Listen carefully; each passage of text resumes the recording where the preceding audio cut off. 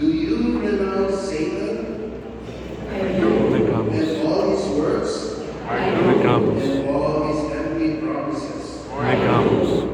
Do you believe in God the Father Almighty, creator of heaven and earth? Do you believe in Jesus Christ, his only Son, our Lord, who was born of the Virgin Mary, suffered death and was buried, rose again from the dead, and is seated at the right hand of the Father?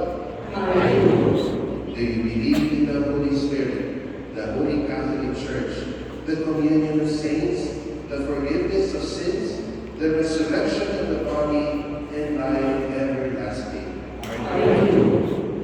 And may Almighty God, the Father of our Lord Jesus Christ, who has given us new birth by water and the Holy Spirit, and bestowed on us forgiveness of our sins, keep us by his grace in Christ Jesus our Lord for eternal life.